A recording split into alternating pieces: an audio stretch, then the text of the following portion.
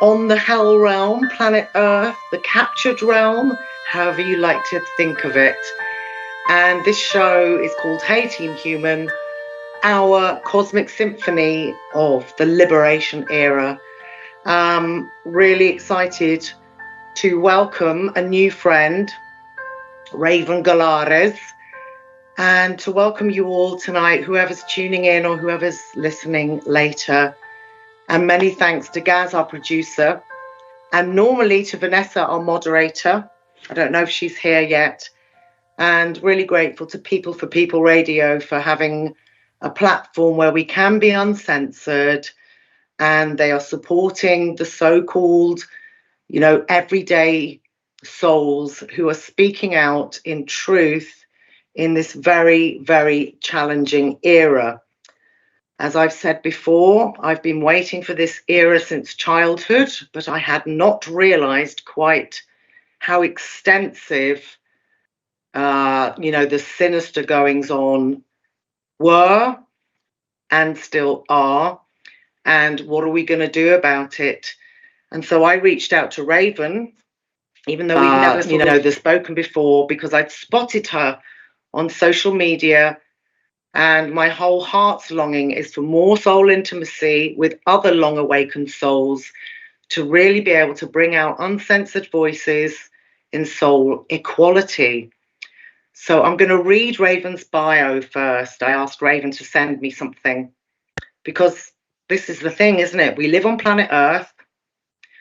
Do any of us even know each other, especially when it comes to like awakened souls?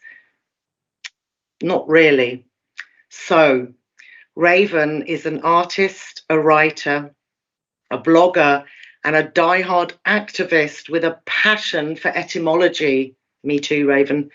Decoding whilst cracking open this illusory world for anyone who wishes to see. And she's running online groups, which will be in the chat section, by the way, like Sacred Knowledge, PLRC, Streams of Scienceness, Our Sacred Earth, Surviving Grief and Loss, Empty Arms, Broken Hearts, and Off-Grid Living with Humour. That's both on Facebook and Telegram. You can find Raven. She is a grief counsellor bent on a more spiritual awakened mindset. She's living in the Arizona wilds on her 40 acres of land, homesteading off-grid for the last 10 years. Wow. And at this time, you can find her building her own cob house, a walipini, which is an underground garden, organic gardening and permaculture, caring for the animals she shares her life with, whilst carving a life from the land and her own ingenuity. She is a 4th level pranic healer who has devoted her life to natural healing and holistic care of others, herself, and this world. And you can find Raven on Substack. Her blog is called Rantings of a Blackbird. The links will be in the chat. And she also has pod chats on Sunday afternoons in her group, The Sacred Knowledge, on PLRC. That's on Telegram at 4 p.m. EST. And you can also find articles, pod chats, meditations, and mandala moments on her Patreon channel. So again, all this will be in the chat. And soon she'll have an Etsy store up and running that's named Spirit Organics. And she will be selling her one-of-a-kind bird-designed truthing t-shirts, sweats, hats, mugs, and the like. And that's all as conversation starters as we awaken the slumbering whilst navigating our 3D lives and this world. So that's quite a biography, Raven. I'm really excited to welcome you onto the show. As you know, I just left you a little voicemail in Telegram saying, Raven, please will you come and speak with me? I'd spotted you. My whole passion in this era is that more of us get to know one another and that we have our sacred yes towards one another and our sacred no towards these enslaving systems that we inherited on planet Earth. So welcome, Raven. How are you doing tonight? Doing fantastic. It's the first day of spring, and I want to say happy spring and happy new year to everybody, and especially to you, Morven. Happy New Year to you too, Raven. It's so great to have you on. I don't even know where to start with what we should talk about. So I even felt like asking you the first thing, how do you actually feel that this longed for awakening is actually going right now? Oh, what an interesting question, because I feel like it's multi-layered, right? I really do. I feel that it could be better, but it's existing. It's happening. So that's the good news. It's happening. And what I would really love to be seeing in the community of those that are awakening is to come together more completely outside of ego and work on unification. So whatever our vast interests are, when we're awakening, we awaken to that part that we can see first, and then the next step and the next step as our eyes are opening. But when now we're in a little bit of a long haul, and we're at a point where I feel like we've gotten to this place where either inertia's going to take over, or ego's going to take over. Those that really want to move from the realm into a new reality, which would be new perspectives, they're the ones that are going to just be taking it by storm and moving on, but probably a lot more quietly. And I think that doing it unified and cohesive is truly the way through this. Yeah, that's so well said, Raven. I mean, I feel it the same as well. I mean, I must admit, I am carrying a lot of grief and sadness about, it feels to me, I feel it the same as you, is like there is an awakening happening, but I feel this horrendous grief for those that haven't awakened yet, and also for our own selves, because it's getting very difficult to communicate. And I don't like the sort of attitude that I'm sometimes seeing of like, leave the asleep behind and everyone's going to have to do this. So when you talk about unification, I mean, how do we come together? Because I didn't expect there to be such a technological aspect to this, as in we're needing to communicate online. I had a fantasy that we would have already built our sort of sacred sanctuaries all together, in nature. I mean, what do you feel about that, Raven?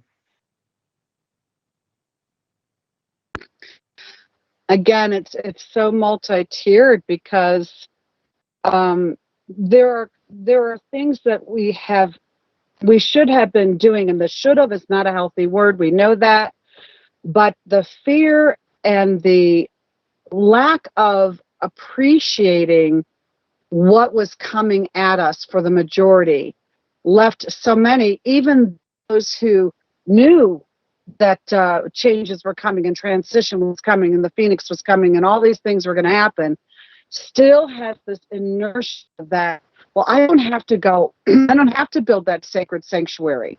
I'm okay in my home right here. I'm okay in my little stationary spot. And others don't have the choice to make moves and that sort of thing. And we do have to involve technology. Look at us. We're a world apart, really, right? But we're coming together.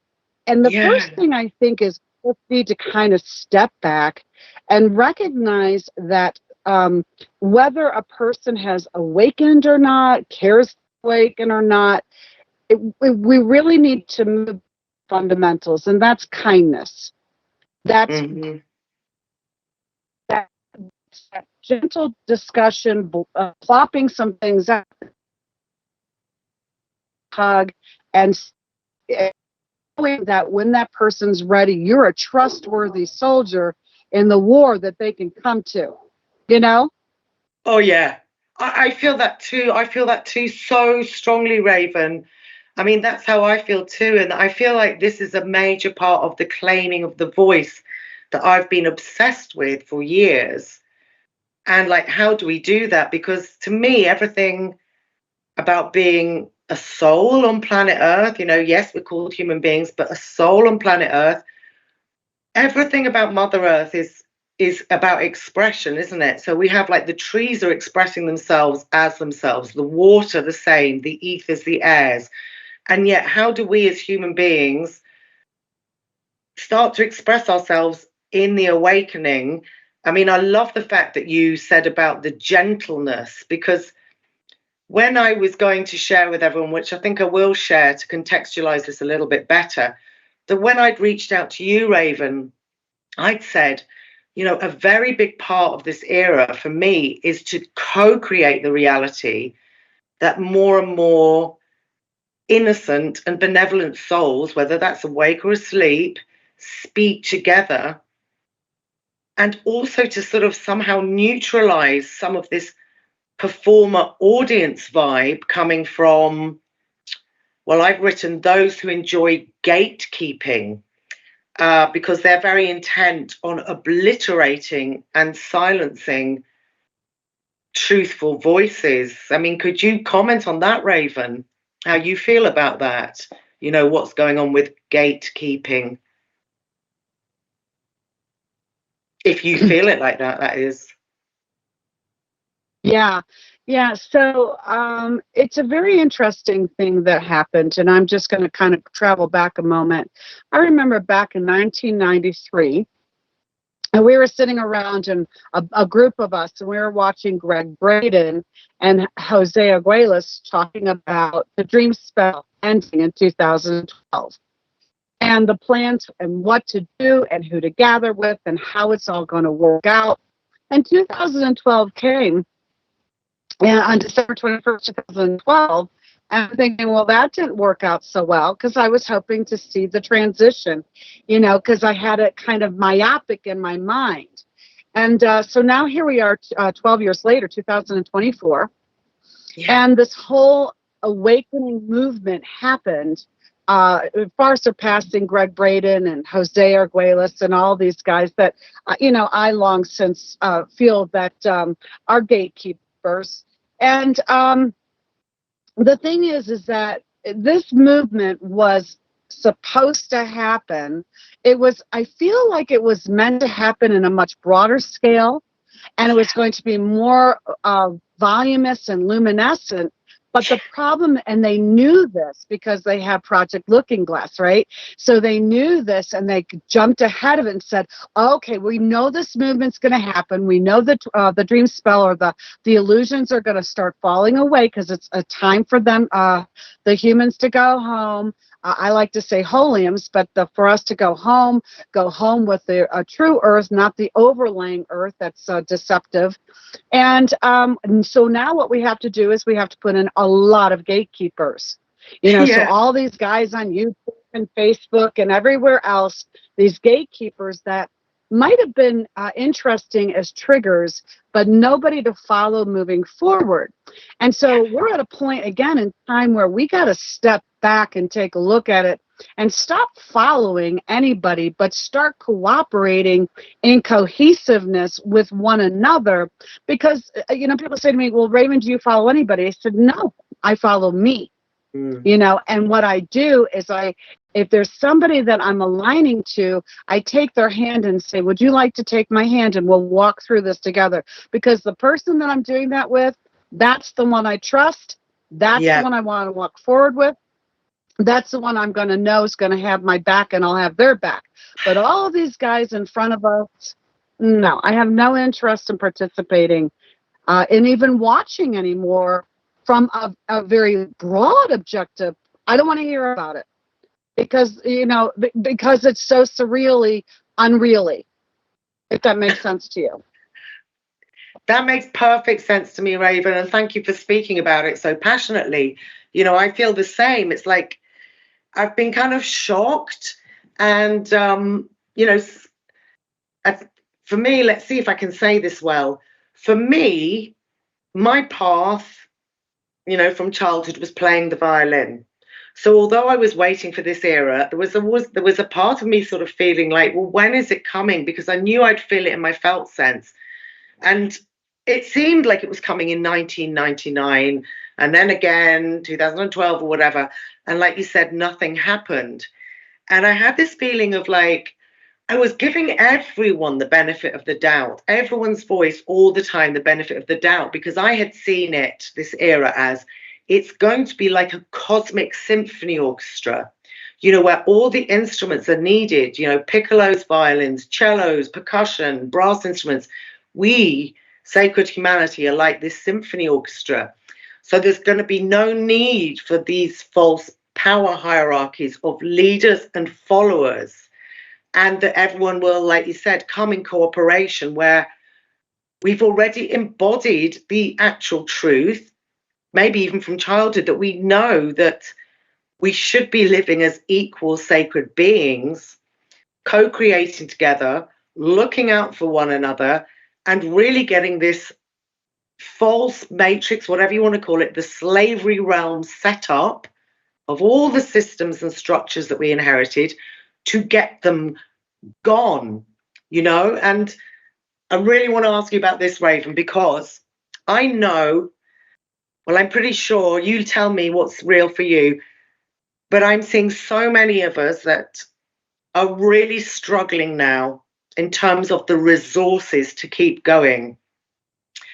My big bugbear is any economic system. I would prefer that it was gone. And how do you feel about that personally, Raven? Because I'm seeing so many of us struggling, and so many of us with children that are, you know, asleep, and it's getting super tough just on the day-to-day level. You know, not all of us are living off grid, you know. And even living off grid is grueling, because you have a whole other set of issues that you're contending with. For instance, me getting mail, just to get postal mail, they decided to take away my post office box because I'm living off grid. Bank accounts being shut down. So, you know, no matter what direction we're going in, we're under attack, period. You want to wake up, you're under attack. If they're not going to attack you personally, they'll attack your relationships, your children, your parents, your jobs, your economy. It's just that's how it's working. Here's the thing. I asked my partner out here on the ranch, do you want me to stop? Because the attacks are incredible. Do you need me to stop? And, you know, he'll look at me and goes, we're in it so far now. What would we stop and do? But what we're doing anyways.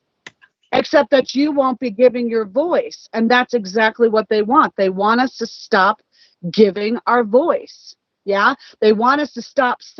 They want me to say, not tell everybody, it's time to say no. You know, like, instance, we went through this whole era of the 80s and the 90s and the self-help movement and the new age movement. And it's, you know, you need to learn how to say no, but you really want to learn how to say yes.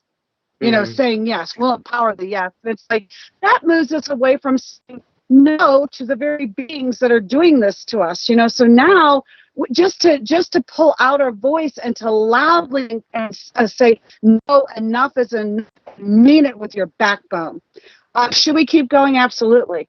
Where else are we going to go to? Number one. But here's the thing that you brought up previously, and that's the grief component. And we don't give enough time to the grief. We're not giving enough time to the grief.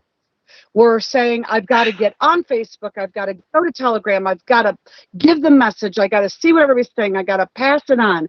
You know, I got to be in this very superficial motion of truthing, which is a lot of disinformation. But what we need to be doing, I feel, this is just my thought, my feeling, having been in it like you for a lot of years, is to step on back and assess, what is it that we're really trying to convey? Where's the strength in my voice? Where is the depth of my passion? And where am I aligning to my grief? Because here's the bottom line. We are all under attack. Our children are under attack. Our parents are under attack. Our history, which we don't have, has been under attack. Our future is being under attack. And the destruction of humanity or whole humanity is absolutely under attack. And if we can't grieve it, cry, and hold each other while we're going through it, and then return to that spine and stand there and go, I cried and fuck you. Oh, I don't know if I'm allowed to say that. And no more. Right? Yes, I've had Raven. enough. But you see, because of our mystery, right? Our hidden, because we don't know what our stories are, and we've been so fractured by illusion and lies. It's so hard for me to stand here and say, no, enough is enough, and then feel like that's enough. I would like to stand with you, Morven. I would like to stand with other like-minded beings that have been on the journey. And one of the things you said is, well, in 99, you anticipated, and it didn't happen. And 2012, Raven anticipated, it didn't happen. But you know what's the most beautiful thing about it, I feel, is that it's been happening because Morven and Raven and others have been waking up, staying awake in the places we were already awake in, and waking up and making the adjustments and setting our sails. It just wasn't one monumental moment. It's all these smaller moments that have brought us to this moment together. And that's when we take each other's hands and we look at each other and we say, now we keep going. We have to. We're in the final hours now. Oh, God, Raven, yes. That's so moving, and that's so how I feel it too. I mean, oh, that's beautiful. I mean, the grief part, yes. I mean, over the last 5 years, because it is coming up, is it coming up for 5 years we've actually lived this atrocity? Although we inherited an atrocity, we incarnated and inherited a slavery realm. But my whole sort of passion has been about the felt sense and asking out loud, why is there so much taboo around our felt sense and our emotions? It's not, to me, a human response to be in the head all the time. Like you said, there's so much disinformation even within the truthing movement, because they've done there's so many lies that have been intentionally seeded. There's the gatekeeping scenarios. There's the feeling of who the actual hell can we trust now, when there are many of us on this planet that we don't know each other, but we can trust our own soul.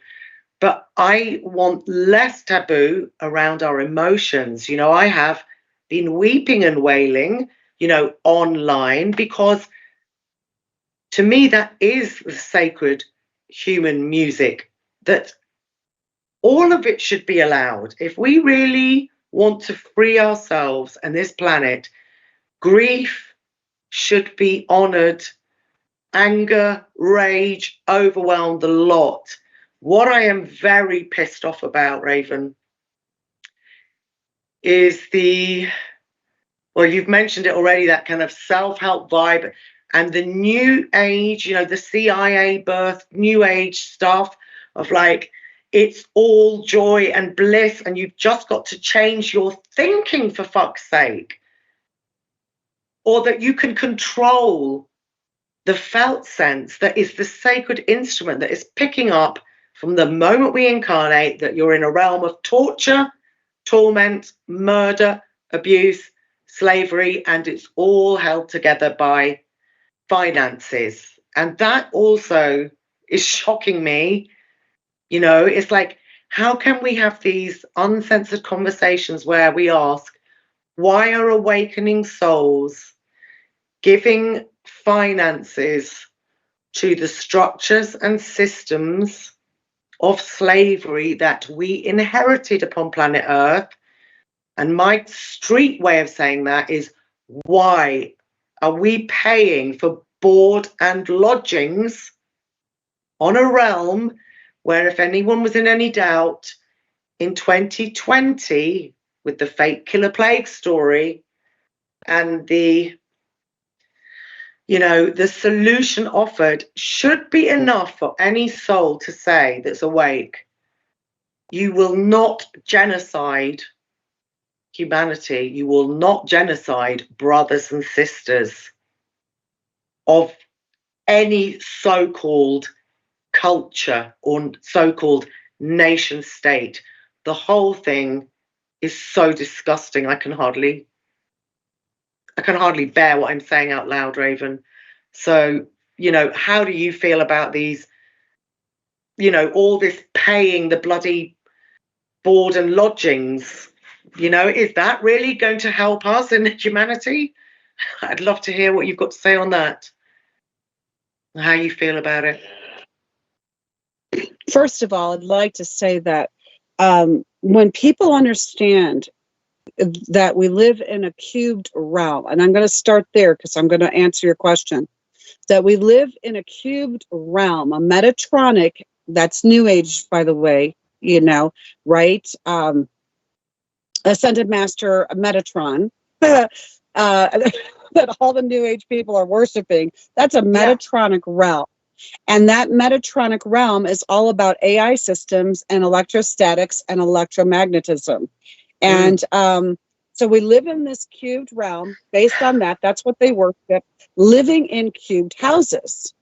We live in cubed apartments. We lived in cube housing. We live in cube cottages. We live in cubes. Even my land of 40 acres is a rectangle. It's not a circle. It's not a spiral, right? It's all these different cubes. And so when you take the cube Metatronic reality system of this prison planet and prison universe, okay, and all the dimensions within it. So I'm just going to put out there a big, please stop with the 5D, everybody, because ascension is not what we want to be doing at all, okay? Yeah. So we don't need to ascend into a more fractured state of being. 3D to 5D, that's more fractured state.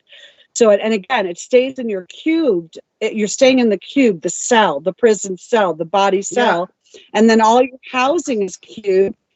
And you're putting on men, especially, but women in their own way, are putting on the necktie and the cufflinks and the jackets and the dresses and the going out into the world to make money, and they don't even realize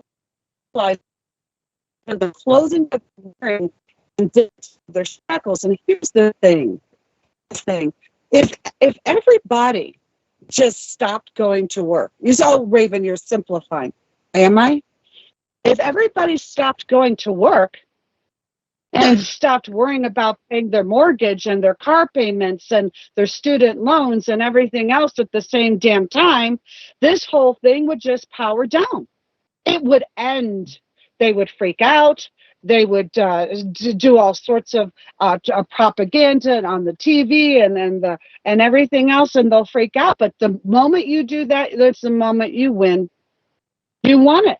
Because as long as we stay enslaved to money, we stay enslaved. Money is just the word venom turned backwards. That's the snake poison. That's the snake oil. And so if everybody recognized that's what we needed to do, and we just needed to go laugh at the bank, and say, you could take your banks and your rivers and your mooring and your berths and everything else, and you could kind of just shove it right up the road where the sun doesn't shine. You guys are sodomists. You could take that, but I'm not playing in this game. People say to me, go and get the gold, go and get the silver, get the gold nuggets and the silver nuggets. Why would I want to go and do that? That's exactly what they're doing. Why can't we take pebbles? Morven, why can't we take pebbles and inscribe the pebbles and share? Right? Yeah. You see what I'm saying? Yeah, I'm with you all the way. And get back into barter and trade. Nothing has any value to it, and except for the value a person places to it, right? So if you're placing value on a fiat gold, and that's what's then that's what's valuable. But for me, land is valuable. For me, a hug is valuable. And for me, community is valuable. Those are the things that are valuable. So whatever we focus our value on, that's where it's at. The majority of the people are still in the monetary fool's gold. They're following the monetary fool's gold. And therefore, it's keeping all of us imprisoned, isn't it? Sister. That's absolutely how I feel it. And Gaz has just written exactly the same thing. Now, I felt it too. And I'm going to read out what Gaz said. He said, I thought that when we had the lockdown, with lots of jobs and industries gone and compromised, everyone was just going to kind of go on strike, stomping, and, isn't that what we should have done? I mean, well, I did. That's the point. You see, I'm not telling other people what to do. I'm walking like my soul's truth, because I won't betray my soul, because I couldn't live with myself at the moment of death, knowing that I had compromised, canoodled, played dumb, whatever you want to call it. So I had this little, in 2020, when they did the fake killer plague story, I was shocked at how many people were still asleep and that they didn't see through it, and that they thought it was a question of, to jab or not to jab, like Hamlet's, to be or not to be. And it's like, no, it's about saying this is the most ludicrous lie and the most cruel lie that has ever been told. And it's so in your face, and it's so, like fairy story childlike, that surely everyone's going to wake up. And there was a few weeks where, although it was shocking, I was in my kitchen with my partner, like, it's the liberation era. Oh my God. And I was celebrating and dancing, because I thought, like Gaz had written there, that there was going to be the energy of like arms folded. We ain't working no more for no masters. That vibe, like fucking game over, to the whole lot. Like you said, with it's like from childhood, that phrase, earn a living, and the cost of living freaked me out. So that was even more upsetting than everything else, because it's like it's showing us from childhood the measure of this place is that if the overlords decided that we all had to go and dance naked on electric fences in order to receive something, honestly, at this stage, I'm feeling like people would do that, whereas we could be, like you said, coming together with sharing absolutely everything we've got. And at this rate, like they're taking everything. So it's going to come to that. I think it's going to get very extreme, Raven, very extreme. I mean, we live on a planet where huge swathes of humanity never had jobs and money anyway, and they're institutionalized, aren't they? Or they're given some sort of handouts. When are we just going to say, we're just not doing any of it? We're not doing one MF thing that offends our own soul. It's game over. And when you said earlier, before, when you said, we've got the grief piece, how do we express our grief so that we can comfort one another? I'm not up for all this, like, you need to do all this on your own. You need to clear your energy alone. We should be showing our emotions, as far as I'm concerned, so that we can trust one another and comfort one another and know where we're at, even if we don't know, the extent of every picture. Like, it's, what does the soul say? What does the felt sense say? What is it telling your soul to do, even if you're terrified? That's how I feel it, Raven. So let me hear from you, please. It's an interesting thing what you're saying, and it's a very important thing that you're saying. And I hope that everyone listening is taking this in and will go from here and start talking about having this conversation. Because the thing about the parasites, okay, that's what the Lites are, right? They're parasites. They're pirates. And if you look at the word parasites, you see the word pirates right in the middle of the word parasites. It's one letter off. So these pirates come in and they're parasitical. And what they do not have is they do not have any emotions. They don't have the emotional body that we have. And so in order to create an electrostatic, electromagnetic reality, you've got to have electromagnetic field yourself. But they're dead. They're parasitically dead. And so they don't have the range of emotion. And although their mind, they're very linear in their mind. So they're linear, meaning they're narcissists, narcopaths, sociopaths, and psychopaths. So they don't have a large realm. Oh, they're looking for illumination. How do you find illumination? Through the mind. That's not the only way you find illumination. That's not how you find illumination. That's just feeding the mind. And that's the ego virus. That's the vril, right? VRIL. Well, anyways, so here's the thing. There comes along the holy being, the human being. And we have this incredible capacity for emotion. And that emotion comes from the thymus gland, right? Right? The trinity within your chest, right? The lungs and the heart and the thymus. And it's topped off by the little thyroid sitting there, you know, like the crowning corona. And so with that, you start to grow your magnetic field. You start to, you know, expand the energy, and you're able to magnetize, right? Magnetize is a word for magic. It's a magic net. So you're magnetizing all of this, and you're able to create profoundly. You can create almost instantaneously, and you can create over time. So when we have what we have is we have humanity is born, and it's immediately attacked. The males are circumcised quite immediately to just drop them to their knees. Let me sever that break between women and men. So men cannot truly trust women, and women are weary and wondering what the hell's wrong with our men. And it's all trauma based. And then you come in with the vitamin A or K or whatever it is that they're doing, and the drops and the pricks and the this and the that.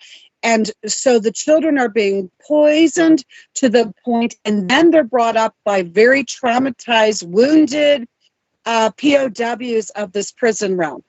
Our parents are POWs, our grandparents are POWs. You know, you've got so many up from the orphan trains. You've got so many that were made in pods. You've got all of this, you know, backstory that we don't even know. But there's trauma and endless trauma in this. And so now you're telling, traumatized people are telling innocent little children, fuck it up, son. Don't you cry. You know, and little girl, you put on your tiara and your pink dress and you don't get angry. Well, let me tell you something. I'm going to say this real loud because I'm real passionate about it. Guys, we don't want you crying all the time, okay? Because we need you. But we need you to cry too. We need to be able to hold you while you cry and you release that grief and you release your pain and you release your suffering. So you got the energy to step right on up and be those alpha males that we need to have you be. Meanwhile, girls, you better stop with all the whining and get mad. It's time to get angry. You know, and not get stuck in pain and not get stuck in grief or anger. It's to be allowing of our emotions, which are fluid like the ocean waves, just to allow them to move as they need to move. So if you feel like crying, dude, cry. And if you get mad, get mad. And if you're feeling hopeless, it's okay, feel hopeless. And then if you can't pull yourself out of it, you better get on that phone and call somebody who can help you pull yourself out, you know, move, but allow it to move, because if we don't, we're going to keep getting sicker and sicker and sicker. What do you think about that? I am 100% with you, to use those NAF expressions, Raven. I mean, this is so, yes. That's exactly how I feel it. And it's really shocking to me what's happened to all of us here on the prison planet, because the emotions have been made taboo. Really incredible, innocent, highly benevolent, highly gifted souls all coming into this prison planet with high gifts have been somehow persuaded that emotions are somehow a taboo. And exactly as you described, for those that incarnated into male form and those that incarnated into female form, it's just such a shock that nothing has effing changed. You know, that we were told that our parents were children in the war, and, you know, they've never talked about anything, so they're still traumatized, like you said. They've never gone into any sort of healings, but even the healing that's offered on this planet It's just not healing as far as I'm concerned. It's like the healing is a 24/7 job of crying, wailing, supporting one another, tenderness, soothing, balming, pulling one another out, and really allowing, this is my big passion, is allowing emotions, because everyone, whether they're asleep or awake, knows the power of music, and that's because it's sacred sound, isn't it? And our bodies get to move like the ocean, like you said, Raven, that when we hear music, it doesn't matter really what genre, that the body starts to feel its sacred, well, I call it the sacred instrument, where the music can inspire crying, upliftment, everything that we need to get through this era. And of course, that has been one of the things that over the decades I've been on this planet has been chopped, chopped, chopped. Less music, less live music, less live music, less live music. And the only people left, I hate even saying this, but it's the effing truth. The only people offering concerts, especially in the field that I was in, which was classical, international classical violinists doing this and that everywhere. The only people left giving sound and music are those that did that or this, or decided that they should remain quiet about the genocide, or their cosmic knowing that this is the liberation era. So by God, we better, like open our mouths and say so. And, so the planet just seems to be full of people doing festivals that said F all about the fake killer plague story and that, and healers that have said F all about it, somatic practitioners that have said F all about it. And now I am not saying that in condemnation and judgment. I'm saying that as in, I want to know why you didn't. How do we turn this around? Why can't we all sit together in a sacred, gathering of some nature, and more people claiming our voices like we are, and really into togetherness. I don't like the lone wolf stuff that's going on this planet, like there's a lone voice there and a lone voice there. It's like we are equal beings, and we all have incredible gifts that we could be benefiting one another with. If this awakening was only about sitting around and chatting until we throw off the mortal coil, I would be okay with that. But I don't think it is, it's like everything. I feel like many of us have really tried to birth and co-create the future, the new earth that we felt we were here to birth. And every single time, hijackers have come in, destroyed it, stolen it, claimed it as their own, whatever it is. So I want more and more of these uncensored conversations where we are not sweeping anything under the carpet with like, oh, well, that's okay, they probably did. You did. It's like, no, the sacred no has to be about everything. You don't abuse us, you don't steal our work, you stop hijacking, you stop murdering people. And it's not even just in the conversation, is it, Raven? It's like, to me, it's about living the sacred no. I am living, I won't pay for board and lodgings on planet Earth. I am living, I will not stay in the classical music industry whilst, do not expect me to sit along with people that did that and that. And again, it's not a judgment. It's because I feel the souls are being forced to radiate the sacred no. It's radical now. It's gone so much in a different direction to the one I was expecting. I thought it would be more celebratory. That's the honest truth, Raven. I was expecting more jumping for joy. We're getting free. Let's do this thing. So, right, that was a little bit of a rant. So could you say something about that, Raven? Yeah, that was a beautiful, beautiful rant. And I actually wrote down the sacred no, because that's stellar. And I have a few things I need to say. Yes. First of all, I'm going to go to this. I'm going to go to the word human being. Okay. Yes, I want to go to this. Do. Okay. So we're talking about music. So let me go there for a moment. Okay. Human being. That's erroneous. let us Okay. all know that we were given an erroneous term. And I'm going to tell you what the real term is. Look at the word human and you see the word hum. Okay, you see the word hum. All right. So people will say, well, human means we come from humus, you know, the soil, the dirt, blah, blah, blah. Well, but it's not. It's the hum. And if you look at the word being, and we're all taught that we're supposed to be being instead of doers. Well, no, we're actually humans are doers. We just like to be busy and we like to create and design and love and cook and all sorts of things. So we're actually doers, and that's an okay thing to do. But here's the thing. If you rearrange the letters in a perfect anagram of being, you've got begin. You've got the word begin. Yeah. So human beings are actually the beginning hum. We are the beginning hum. So my darling sitting here and talking about being a violinist and not wanting to sit with all of that, that's the reason why. You've got your thymus, right? That's the electromagnetic part. That's the true heart. The thymus is the true heart within the beginning hum, because the thymus says thy music, thy muse. And so when you look, if you take the word thymus, THYMUS, you've got the word hum in there as well. So you've got thy music, thy muse, and the hum.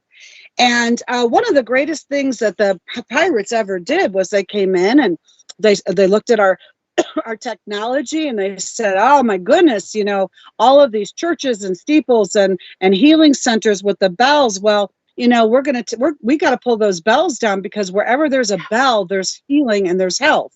So if there's a bell inside of a steeple on the corner in a neighborhood, that neighborhood does not have the same ill health effects. So they took all of our bells away. And when they took all of our bells away, and when they collapsed the major organs inside of these healing centers and these, what people call tartaria, I don't believe it's tartaria at all, but anyways, and took it away, they took away not only the free energy as we look at it through electrostatic, electricity, and that sort of thing, but they took away the balance, the integrity and the balance of integrity and health within the planet, and within humanity and within all animals. And again, what happens is it pivots and it pushed us into illness, because illness is just another word for evil.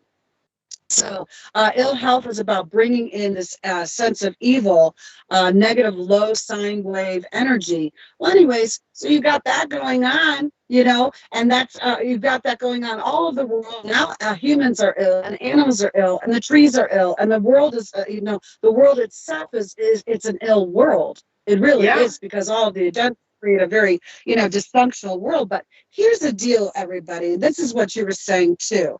It's like, we got to understand that the music's inside of us, and that original beginning hum that generates that which we are and that which this the physical realm is, not the world.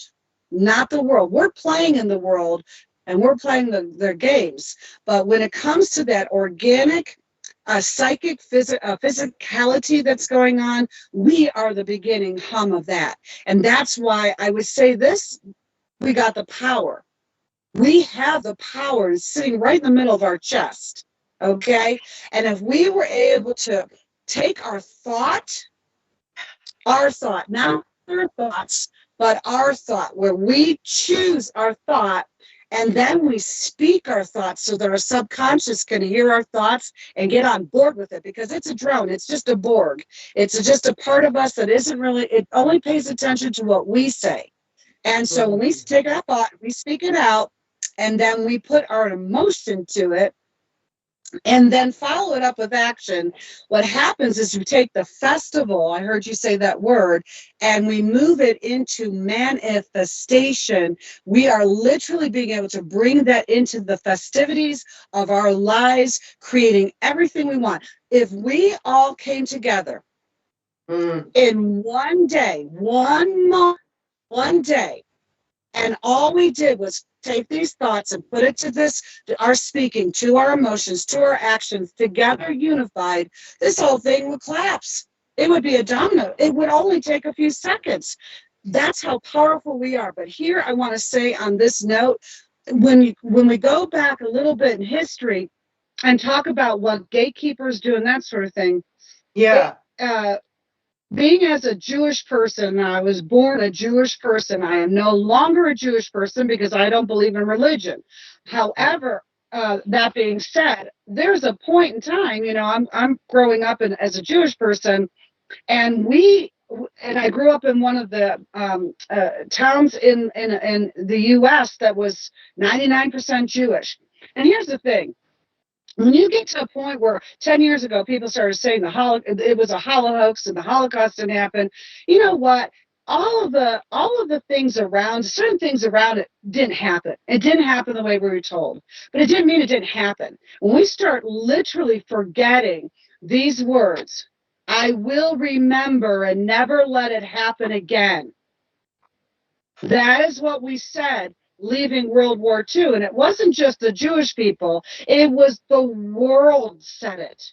We weren't going to let Hiroshima and Nagasaki happen again. We weren't going to let Pearl Harbor happen again. We weren't going to let Germany or anybody else take over Europe ever again. We were never going to allow the compromising of human life to happen ever again. There were no boarding trains. There were no concentration camps. Nothing like that would happen again, not on my watch.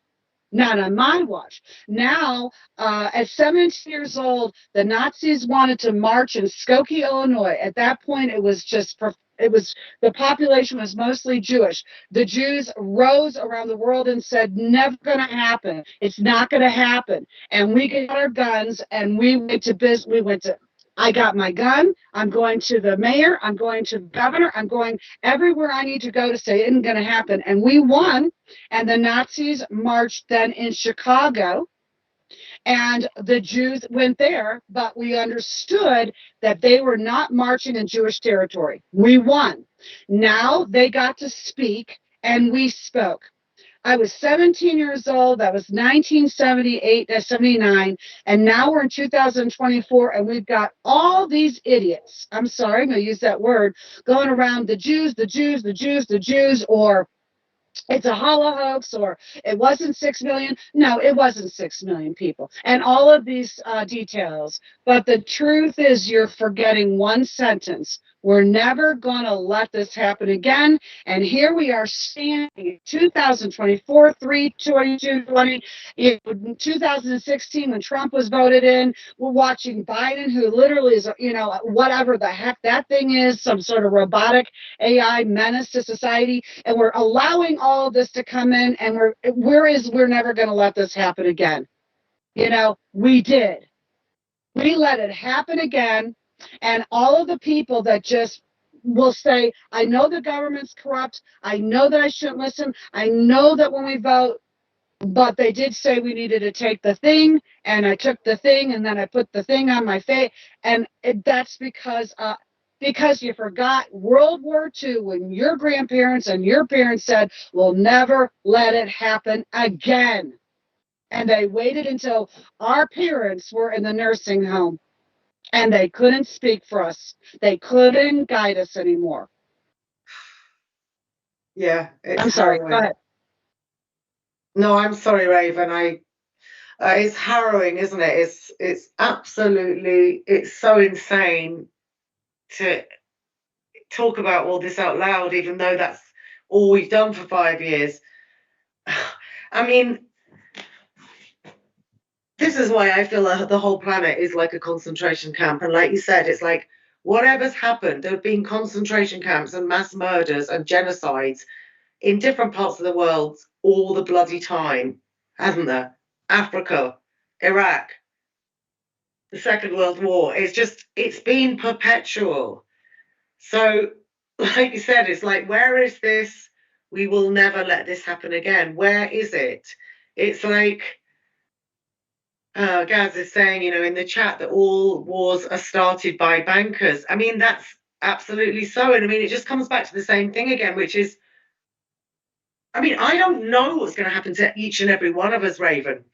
There's a part of me that's made my peace with failing, you know, that we may fail as humanity to turn this around because of all the things you've just said, because of these parasitic, cyborgian, robotic, cuboid, false everything's on all of us.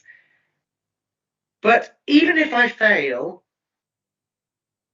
and all of us fail, there will be no shame when the body is thrown off, because we will know that we gave it everything we've got. And that is what we incarnated to do, to give this everything we've got. Not to do, oh, we all like cared about Mama Gaia and the climate, and look, we grew some nice vegetables, we've given ourselves a tick. We only wore a face mask like when we absolutely had to, because I know so many souls. And again, I really want to state this. This is not judgment or condemnation. I don't think we should be so babyish anymore about this sort of stuff. I know many souls that would say they were awake, or that they care about this planet and the future, but they've been doing a kind of halfway house, like, we will, you know, keep quiet about what's going on. So this is like what happened in the Second World War that you just described, Raven, which has haunted me, like it probably haunts all of us that are awake and aware. It's haunted me for so many years. And being in the music field, most of my really highly regarded colleagues, they were all what we call Jewish violinists, or the East European Jews, and the da da da da. And it was always about the, you know, like you could hear the pain and the suffering coming out through the music. But this time we're being asked to stand up for the entirety of humanity with no labels on, not about, you know, are you a New Ager? Are you a Christian? Are you a Jew? Are you religious? Are you spiritual? It's like with all these labels off, we are standing up. As far as I'm concerned, anyway, this is how I feel it. We are standing up for the entirety of sacred souls. And you gave me a much better word. You know, you explained the etymology about, you know, human beings and holiums, I think you call us. We are standing up for our right to incarnate onto this planet. That, to me, in my felt sense, my cosmic memory, as I call it, this was once a paradise. I can't prove that by writing documents because it lives within and I can feel it and I have some sort of memory of it. And this is what we're standing up for. It's not like we're not standing up for people's jobs and careers, or for naturopaths or things like that, or for whether we should be using crypto and Bitcoin, whether those are the alternative systems in the freedom movement, which seems to me like a crock of ... right now. We are standing up to say we are not cyborgs, and that souls that come into this sacred vehicle have a right to incarnate into this once paradise and have a right to co-create the reality that we want to see. And so many souls, for I don't know how many eons, Raven, have been treated as nobodies on this planet. And it's so intense that even awakening souls or truth-loving souls seem to put themselves automatically into a power hierarchy. Do you know what I mean? Oh, that truth is the one that I like. They're going to get all the applause whilst I am a passenger soul doing sweet FA. And it's that stuff that we must not allow within our own selves. You know, we must not allow that either, let alone all the murderous stuff and the genocides. It's like, when are we going to remember and feel it within that we are highly sacred beings, and no one of us that's not running this planet as a cyborgian future where you murder everyone and use money to do it, the rest of us are highly sacred beings. So we are standing up for all of us, and particularly the next generation, because if we don't do it, what the effing chance have they got? You know, these highly benevolent beings that are still younger, way younger. who are they going to trust when the adults all said, oh, I care about my job, I need to feed my family? I mean, come on, you know. And again, rant over, Raven, over to you. What are you going to feed your family? There's not going to be any food anyways. You know, what are you going to do with your home when you can't power and put the electricity on because you're being controlled and they're doing the power outages? I mean, when we really look at it, you know, to say those very benign and lame, yes, you feel like you're doing the right thing. And as of 10 years ago, you were, but it's a different story today. And so everything that you're working for to create for your family is not even going to exist. Then what are you going to do? Because at that point, it's going to be too late. And, you know, when you think about it, and all the history that we can document at this point, we've only had 26 years of peace since the pirates took over. You know, 26 years of peace, and the rest have had war. But you know, I did an article, and I wrote and I showed and I proved that this whole pandemic scenario has been going on since BCE. BCE, you guys. Yeah. I know, yeah. So and it's always around this. So you've got a pandemic, and two things are happening with that pandemic. One is a war is going to happen, or war is going to come, or it's part of it. And the other thing is that they're doing an economy change. They're shifting the financial institution, whatever that is for that time. So you've got a pandemic. You always have those two things. We've got a pandemic. It's happening again. Unfortunately, the problem is only a few select of us will actually do the research. And then for me, I'll do research and write the articles and keep the blog. And you could hardly get anybody to come over to the blog because they're so addicted to Facebook. You can hardly get anybody to come to these radio shows and really listen to what's going on because they're just scrolling the feed. And certainly they don't want to pay for anything. You know, they want everything at ease for them, and they're not willing to do the work. Well, let me tell you something. I'm going to tell you something. To anybody who's listening here, you know what? A butterfly never became a butterfly with ease of comfort. Okay, it had to go through its own process of being literally going into a cocoon and melting into itself and becoming something else. It had to go through the metamorphosis. And you know, humans don't want to go through the metamorphosis. We don't want to watch ourselves fall apart into a million pieces, Morven. We don't want to sit in the field or in our bathroom or in the shower or underneath the bed crying and screaming. I'm gonna tell you what, man, you know, first of all, I used to always go to yard sales and buy all the dishes and glassware I could because I was going to be breaking it. You know, if I had something going on, I was going to be breaking it. I'm not afraid to be emotional. But the thing is if and if the thing is if we feel that what we do, if being an armchair warrior is the only thing we can do and pass the disinformation, or what is Ike saying, or what is Rogan saying, or what is, you know, forget about it. Forget about it. And I bust them all the time. I bust the smaller ones, the ones that don't have as much traction, I bust them. You know, I've had death threats. I've had so many death threats against me by these gatekeepers. And you go on and you tell the people, you tell your friends, and they're like, oh, but I still like them. You know, they give some, you know, come on, man, we're in a war here.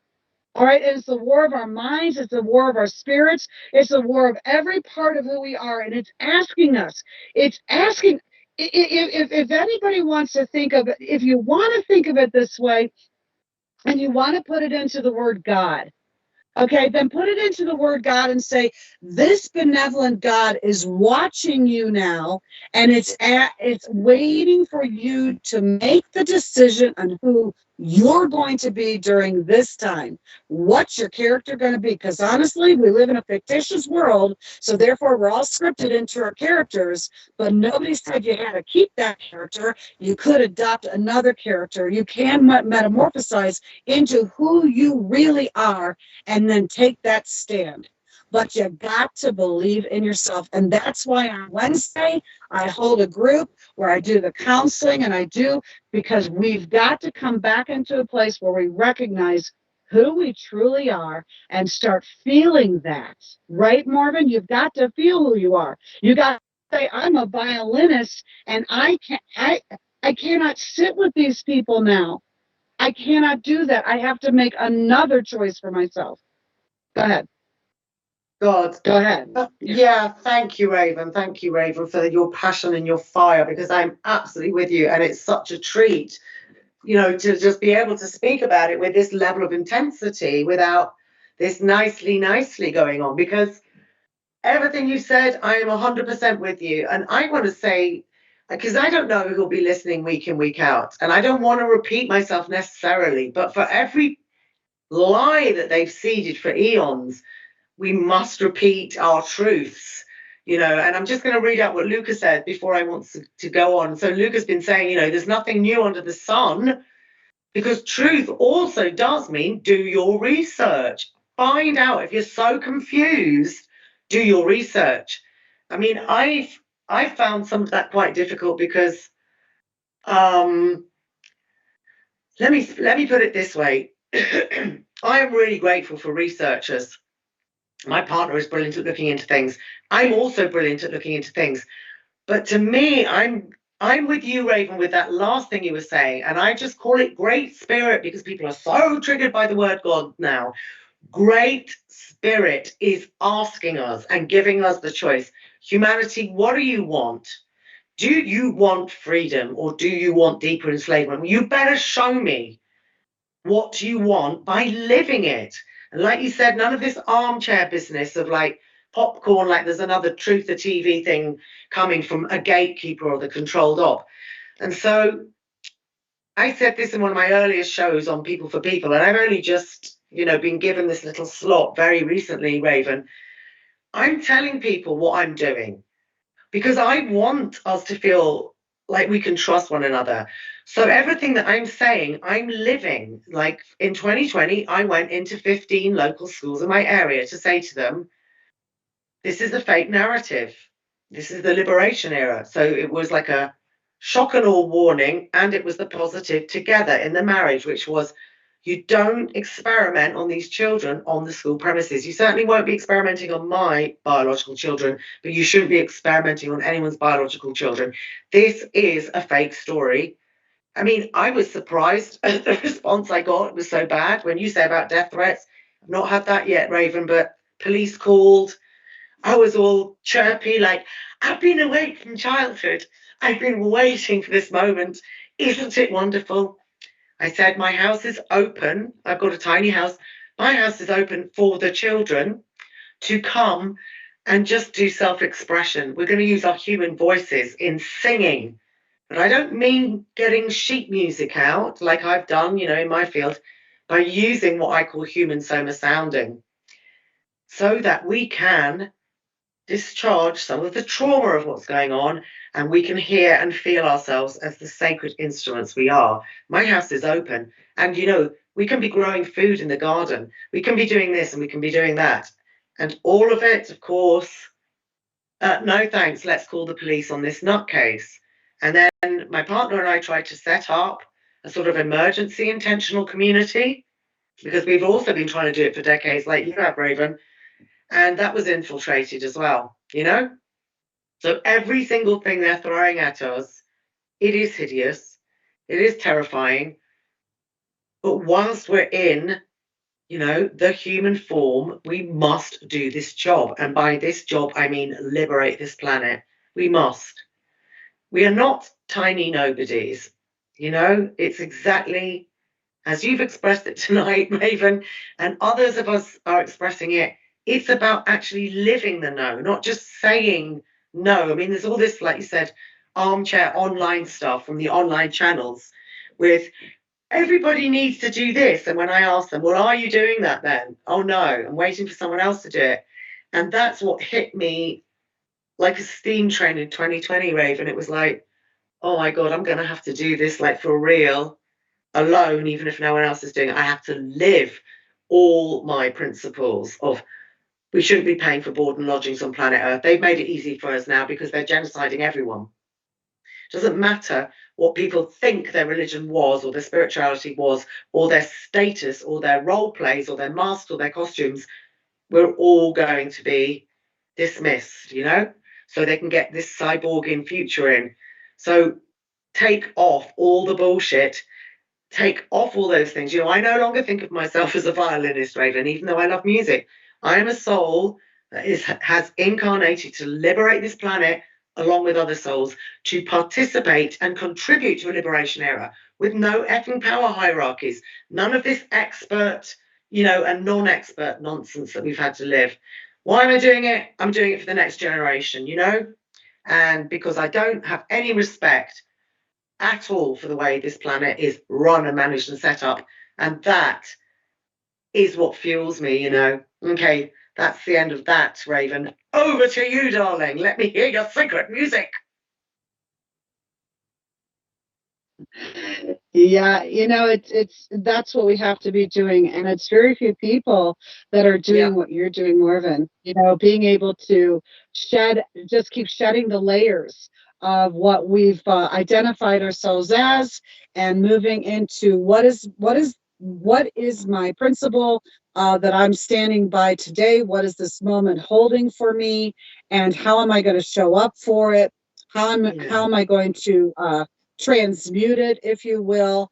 And I go through the same thing. I'm having a moment, and I can see where, well, if I can spiral out or I can spiral in, and take control of myself and manage myself well. We're given these opportunities. Some of us are given these opportunities like we got bruises on our face all the time. But it's really important that we take it and allow ourselves to make adjustments, and keep redefining ourselves, and keep looking. Great Spirit's a wonderful term to utilize, and just say, in this moment, I'm being asked. I never wore a mask. I never considered taking anything. I would never consider playing in this game. But I'm like you, and there are many of us out here that were children that were born with certain lenses not collapsed. We maintain a certain vision, a certain understanding, in spite of the fact that we had places that we were blind. I'll never forget this time when I was 19 years old, 18 years old, 19 years old. I was standing in my apartment, and there was a situation that happened for me to make some decisions on. And when all was said and done, I had not been able to perceive all the choices. Yeah. And I'll never forget that moment that I was standing there in my living room by my phone going, why didn't I think of this? Why am I so blind? Why am I so blind that I can't see? And in that moment, I said, whatever are my blinders, I'm pulling them off one by one. I'm just going to keep shredding them, because something is making me feel, making me blind to this reality, my own reality of knowing who I am. So I want to say to the people that are listening too, that first of all, there, those of us that are really waking up, we've been launched a long time ago. And we can all look back on our history, or our mystery, and ourselves, and go, oh, I remember this moment when I was 5, or this moment when I was 10, or whatever. And it brought me into this more luminous state of understanding, or appreciating. And so and I too, like you, knew that I was here for this time. Whatever this time looked like. That's why in 1992, I'm talking about community with people. But like you were saying, I would get the gathering, the community together. Let's talk about buying land and building a community and this. But as soon as the moment the money came into play, and the people that had the more money, well, then I'm in control. You're out. You do not understand what a community truly is. It's a community is coming together in unity. That's it. Coming together in unity. And whatever, if you have the $1 million, groovy, but this person knows how to build the houses, and this person knows how to caretake the children, and so all of it is just as equal. The other thing that I want to say is all of the people out there that I say this often, but I'm an empath. I'm an empath. If you're human, you're an empath. Now, to what level you're an empath is how awakened you are and how removed your ego is. Yeah. Okay, because a human being is about being an empathic being, right? We're compassionate, we're empathetic. So we've got to, you were saying it previously, we got to get rid of all of the labels. Yeah. I'm not a violent. I'm not a Jew. I'm not a Christian. I'm not American. I'm not a European. I'm just a spirit here to be a part of the transition team. And the first transition is myself. I need to transition myself. And when I'm on board with that and I'm walking in integrity and I see my ego and I see that virus inside of me, that ego, and oh yeah, okay. And I pull that one back and I look at that and go, yeah, darn, it really wanted to get me this time, but I didn't let it. And then we're doing that. We can assist and facilitate walking with each other, doing the same thing. But it's very hard to find people that are willing to say, ego is not healthy, and I'm working on removing it. Perfect, do you see a lot of that? Yeah, no, I don't see any of that going on. And I love how you said it. And I was trying to express this over the last 5 years, like, it's like, thank you very much for all that, Raven. I'm just so enjoying being in your company. I'm really grateful. Thank you. Thank you for incarnating. And I feel like that about all of us within humanity, because we must do this job. And I do feel grateful that we all incarnated to do this together as Team Human, as I call it. Look, it's like this. I was saying to some friends over the last 5 years, friends ranting on Facebook, come on, guys, we've been in a realm where, we've been in camouflage. We've had costumes on and silly hats. Some people have called themselves healers. Some people have called themselves violinists. Some people have called themselves ascension teachers. Some people have called themselves priests, priestesses, goddesses. Come on, that's child's play. We were in the dressing up room. You know what I mean? With the dressing up boxes there, we tried on our costumes like, hey, what do you think of me? I'm a violinist. Hey, what do you think of me? I'm the goddess, running priestess courses. Hey, what do you think of me? I'm an empowerment coach. Okay, we've had our fun. Now, all of those labels need to come off as well, all of them, because that is so freeing and that's so exciting potentially when more and more of us do this. And like you said, there's none of this ego, although I also struggle with that sort of word because it's like, I don't even know what some people mean by it anymore. But if it means thinking you're higher than another soul, then I'm totally with you. But again, like in the usual shenanigans on planet Earth, Raven, where, oh my God, there's like a million new definitions of what the ego is from all the different way showers that are deceiving everyone. And what I did want to say in solidarity with all of us, I don't find this a walk in the park. Any moment of any day, I do not find it a walk in the park. When you talk about the butterfly and the caterpillar, Raven, in 2020, a lot of my time, as well as standing up for humanity in real terms, which I found terrifying, by the way, for anyone listening, terrifying. And I'm not ashamed to say I found it terrifying. Many hours were spent, sort of on my knees, howling with the pain of having incarnated here on this planet. And again, there is no shame in any of this for any of us. It hurts to be here. It hurts to have incarnated into a concentration camp where you're treated as slaves, no matter how much money you imagine you have, or status, running priestess courses or empowerment coach courses. It's like it's over. That part of this incarnation is long over. And wouldn't it be great if we could come together like the cosmic child hearts we are? The other day I said to my partner, Raven, my God, Team Malevolence are having an effing great time on this planet. They're having such one hell of a party. They're like, da, da, da, da, da, da, da, trick them again, lie to them again, murdered a few, and it's like, when are we going to embody that feeling like you can't outdo us, Team Malevolence? You can't outdo us. We are the masters of this liberation era. We're going to have a damn good time liberating this planet. because we don't care for the costumes, and the role plays. And we can have a damn good time, as child hearts. That's how I feel it too, Raven. So over to you. Yeah, I totally am on board with everything you said, and I see it. I see them doing that. I see them dancing and smirking and smiling, and we've got them. And no, you haven't. You haven't gotten us yet, because if you got us yet, we'd be gone. It'd be over. So Yeah. until that final moment, you haven't gotten shit. You're just working at it. So Yeah. it's and so one of the things I'd love to say I loved what you just said. I love it. I love when you bring in the drama and the music, because it's just so I'm smiling over here. But here's the thing, people. All of these things, like you were saying, I'm the goddess and I'm the priestess and I'm this, I'm that.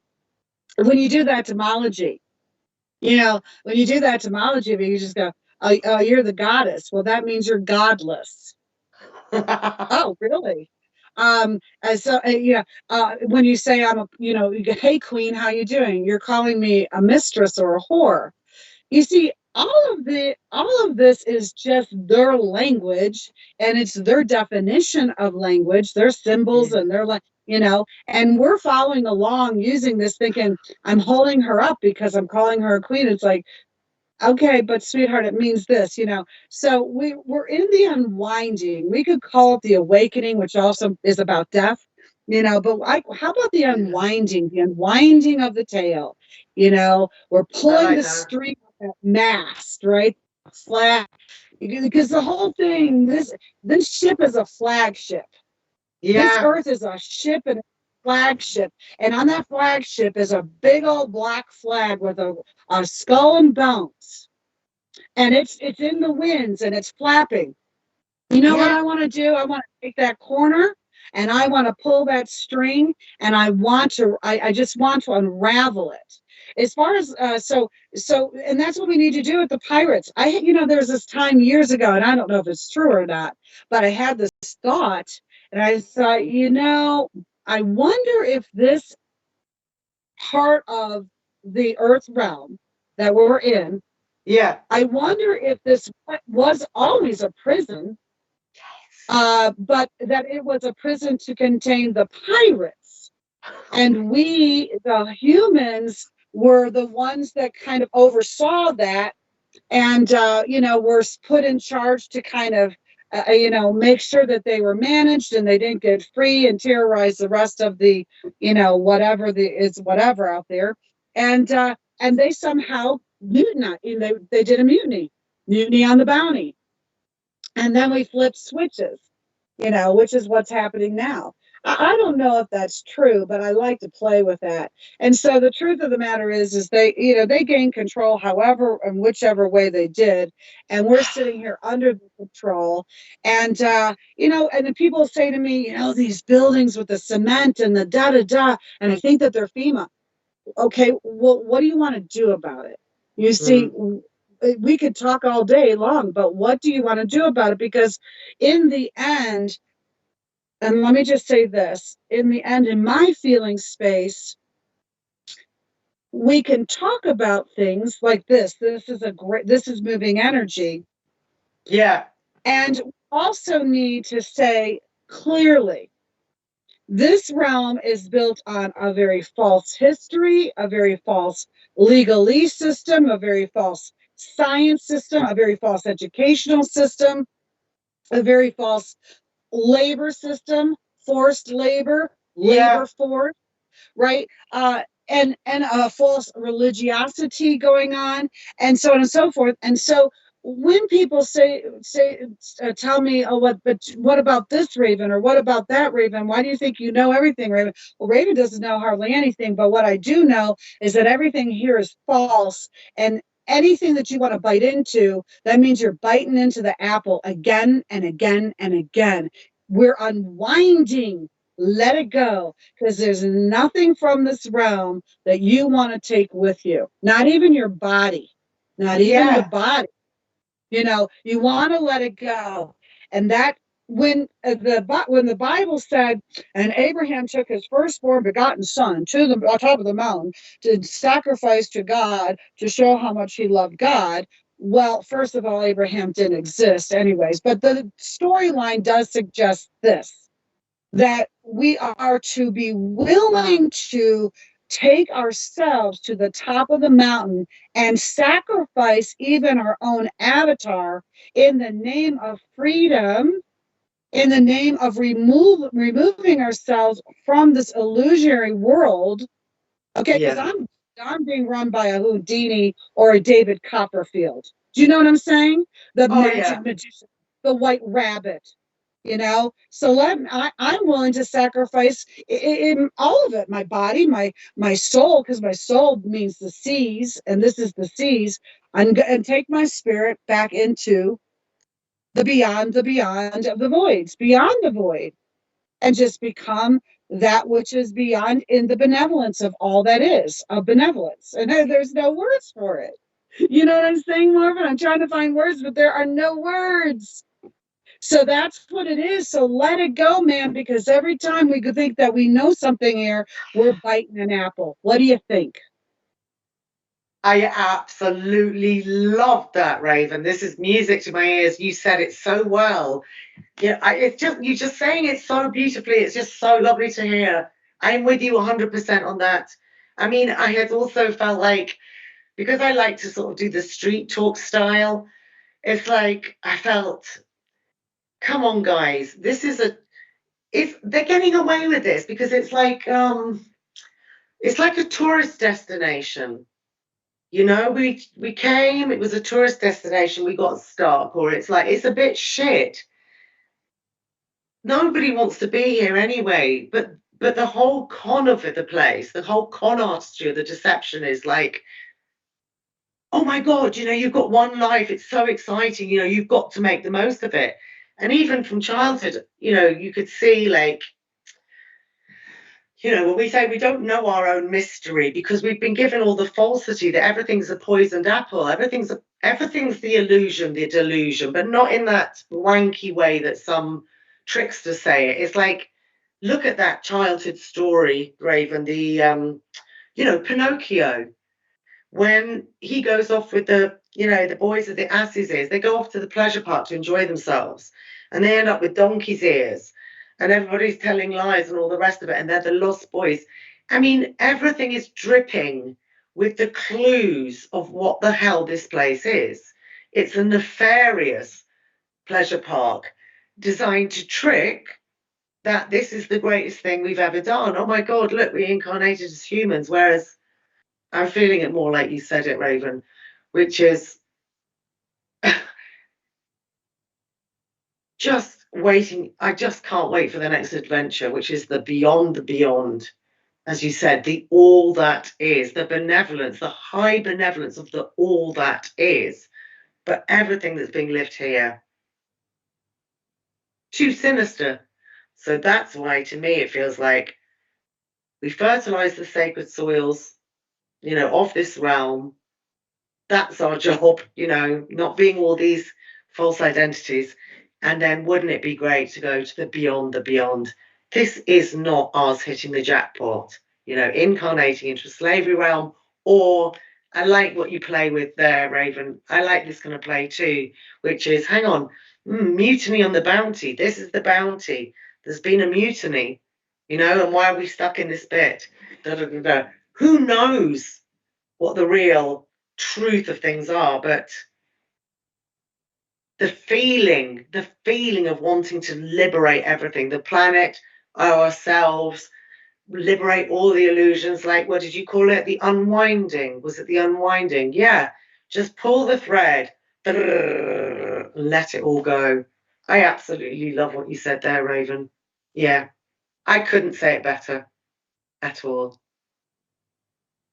And thank you so much, sweetheart. It's I love to liken things to William Shakespeare, because what else has pushed at us more than William Shakespeare in high school? And that's another AI program. But there's a real beauty about the idea of taking a eraser Yeah.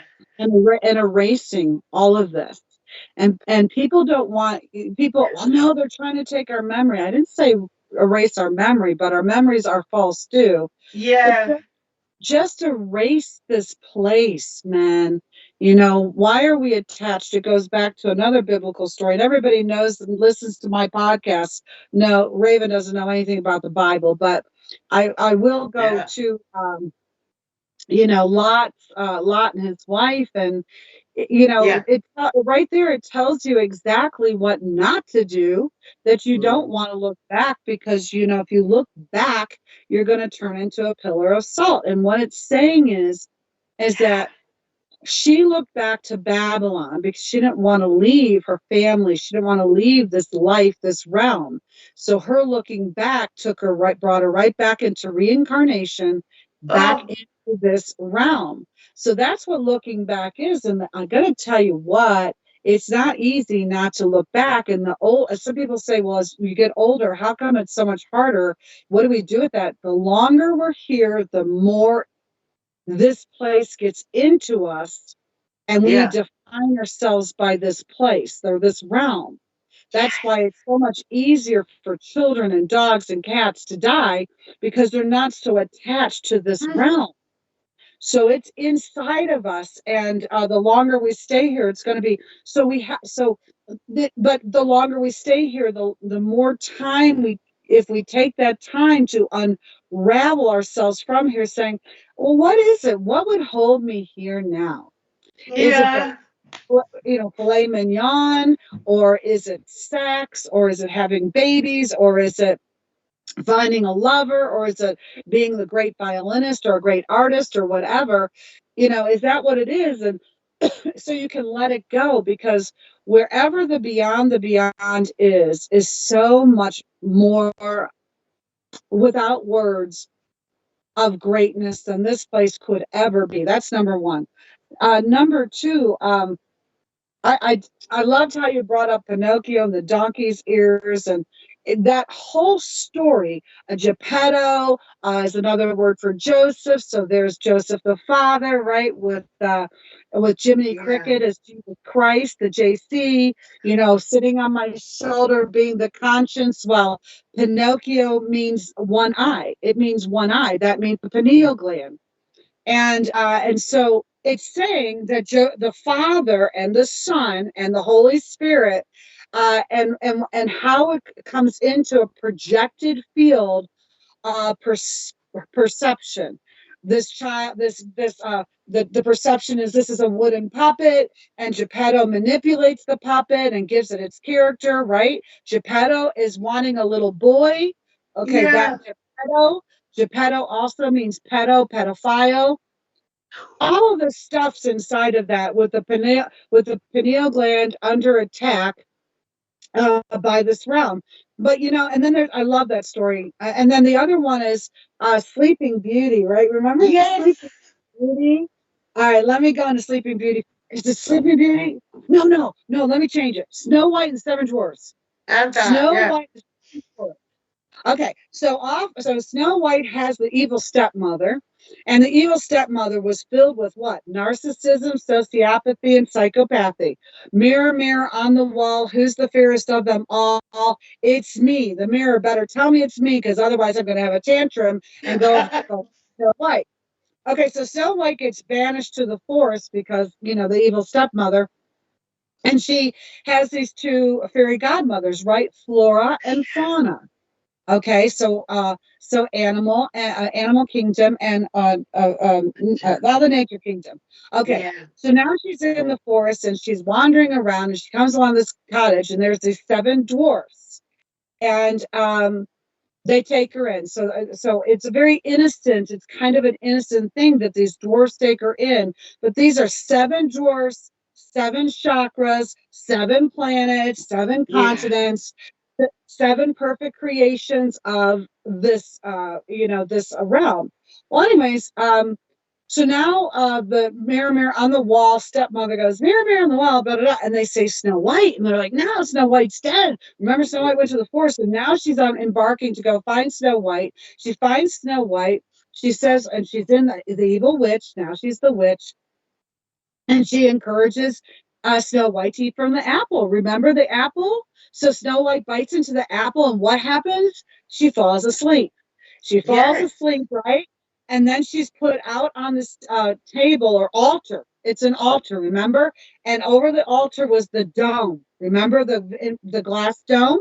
Yeah. And yeah, so now we're waiting for the prince to come and kiss her awake.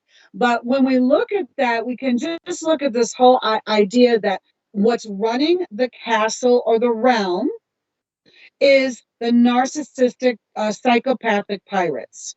Yes. What the realm is the biting of the apple or the Taurus field, the toroidal field. She's Yeah. bitten. She lays upon the altar of the earth underneath the dome, and the only thing that's going to wake her up is love or lova, because I don't use the word love anymore. So what Yeah. wakes her up is lova, right? The kiss of lova is going to bring her back into consciousness or shishness. That's what I call it, shishness, because I don't like the con part of it. So the prince comes in, kisses her, she wakes up, and suddenly she comes into her power. She's able to then meet with the forces or the dark forces, eradicate the dark forces. She liberates fauna, she liberates flora. The dwarfs are set free, Yeah. and so on and so forth. Right? That's where Yeah. we're at now. We're at now being kissed awake. The problem is we're being kissed awake in a lot of ways back to the beginning of the conversation, the gatekeepers and the very well controlled truthing movement, because it is a controlled truthing movement. Yeah. So we're not allowing the true essence to come in and kiss us on our lips and bring us into our power. How do we do that? That is the biggest question, and it goes back again to unification, one another, having to trust deeply in each other, and Yeah. leaving society and citizenry behind and all of their maritime black. I'm going to pop it right now. I want to say, if anybody wants to pull the pieces of the puzzle apart, that unwinding I was talking about, definitely listen to my pod chat Menorah, because it just takes you on a journey that unravels all of this to show you what's really happening here, and how even that dome, that altar, and Snow White within it is an illusion, because it's all draping itself upon the true realm, URTH, Earth, Ruth, not that being hidden by this EARTH, Earth. It's very important that we know what we're dealing with, and we rise to our power within to step out of it. I'm done. Yeah. Yeah. That was beautiful, Raven. That was stunning. And what I love so much about that is that feels, because I've had this whole thing the last few years of talking all the time about the cosmic child heart, because it is that innocence and benevolence, like you said, being kissed awake. It's so different from the fake truthering or the walls and all the. It's like I'm trying to say I appreciate so much the childlike nature of the way you're expressing it. Because if we could feel like that more and more, like you said, with this, I think we could have a good time doing this. And we wouldn't need to feel so freaked out about, like, what is everyone doing? Like, this needs to be a. I said to my partner, I'm not going to spend the rest of my life doing a PhD in truthering, because I can feel the world I want, and I can feel it's not this one. So it's just, yeah, I really, really, I don't know, it's like, I've tried to also say to people, it's like, okay, we've all been in the orchestra, we've all been rehearsing, we were tuning up, but let's go and do the concert now. Let's get this concert done and have a damn good time doing it, because it just doesn't last forever anyway, does it, Raven? And nor would anyone want it to. And that's exactly what the the Team Malevolence kind of want us to re-enter, like you said, the sort of artificial realm, eat the poison apple again, get really carried away with the sort of fairy stories as if we're real, you know, we've got our costumes on and all the rest of it. And when you were talking about Snow White there, I mean, Rapunzel kept coming up for me the last few days. I'd love to hear what you would say about that, because it's like, no, not Rapunzel, Rumpelstiltskin. Do you remember Rumpelstiltskin? Which again is the same clues. It's like, there's a princess. She is the slave girl. She's got the weaving thing. And Rumpelstiltskin, you know, puts the black magic curse on her and the whole realm. All the cooks fall asleep, and the people, you know, like literally everyone is put under sleep. And she, oh, I can't remember her name, the one that pricks her finger in Rumpelstiltskin, she goes to sleep. The whole realm goes to sleep.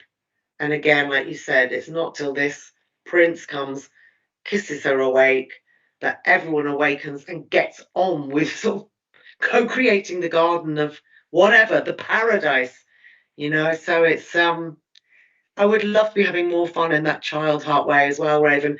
I mean, it'd be great. I know, you know, I'm going to come to one of your podcasts. I haven't had a chance myself because I feel like I'm juggling so many things. Maybe everyone's feeling like that. And I don't even have a job, everyone, you know, because I don't do that anymore. So it's like, I hope more of us can come together like we've done today. Um, just before I get my final words from you, Raven, I don't know who'll be listening to this of people that know you well, but my whole thing, and this is going back to what you said earlier about the humming, this thing that I'm offering to humanity is called human soma sounding, and it's on my website, you know, humansomasounding.com. And it's about coming together to use the sacred sound of your own voice for this liberation era, to strengthen, to feel joy, to feel one's nature, to express our sacred cosmic human voice.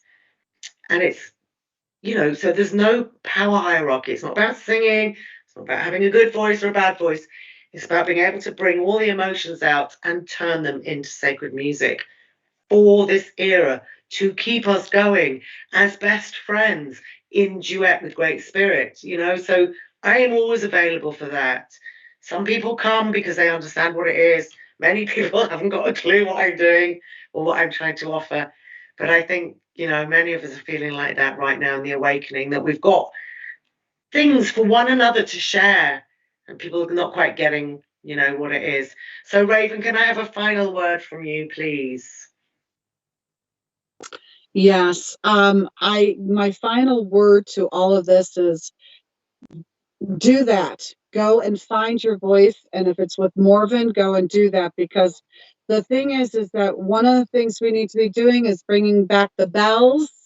Everybody go out and get your bells. You know, make your bells, create your bells, put the chimes out, whatever you got to do, get that going, get your voice going. And the last thing I'll say is an agreement. The most powerful, the most magical, the most magnificent, the most mature parts of ourselves are our inner child. When we were children, we could create worlds. Yes. We would go and we would create worlds, and there was nothing we could not do, not ever. And so I let my inner child, she plays all the time. She actually runs my life, and she does a much better job than I could as the adult or the parent. I'm goofy as heck. Yeah. And I love to joke. I love to play. You know what? Stop sitting in front of your computers all the time. Get out there. Get in the mud with your children. Start talking to your child. Start bringing forth that innocence within you. Whatever you got to do. When you got to handle life, you could be an adult. But the rest of it, go get your innocence on. That's all I got to say. And thank you so much, Morven, for letting me come on today. I appreciate you. This was fantastic. Thank you. Oh, God, Raven. That is music to my ears. I am so with you. I love all that. It's about us playing now, getting our innocence back. I loved how you said all that and about that feeling when we were children, when we were just playing and we were creating and magicking up all these worlds before this all got a grip. So, oh God, Raven, thanks so much for coming on. It was super brilliant to meet you. Thanks for incarnating. And I really mean that to every soul on this planet. Thanks for incarnating. Let's play our way to the liberation era. So we're going to wrap it up for tonight. Huge thanks again, Raven. I hope more of us do this again more often. I really can't thank you enough for coming on to play with me tonight. And that's the end of the show for everyone. Thanks so much for joining us both. And if you like People for People Radio and you like to hear this sort of content from Rumble, please give us a thumbs up and a share so that we can all reach more people if you feel like people would benefit from this and feel strengthened by this. So, going to say goodnight to everyone. Thanks so much. See you soon.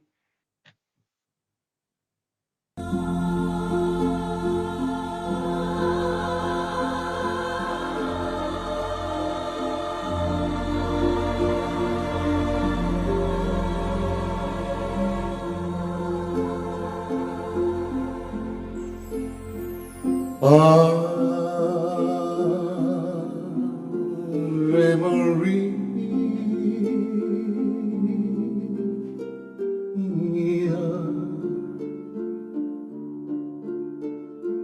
gratia plena, Maria, gratia plena, Maria, gratia plena, Ave, Ave Dominus, Dominus tecum, benedicta tu in mulieribus, et benedictus,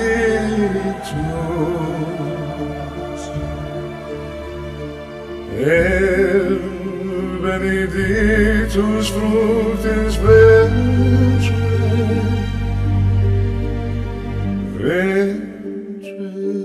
tui, Jesus.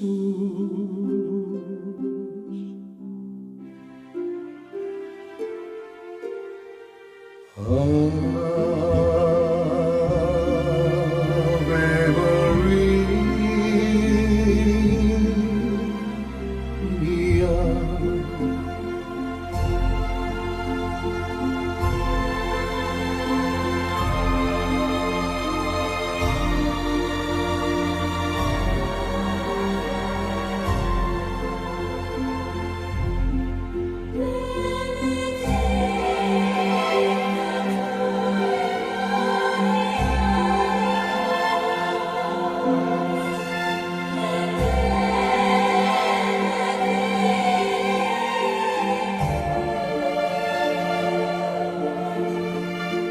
in holy morte, morte nostre,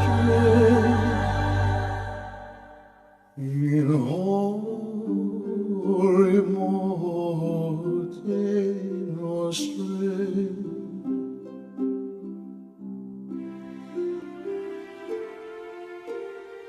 Ave Maria.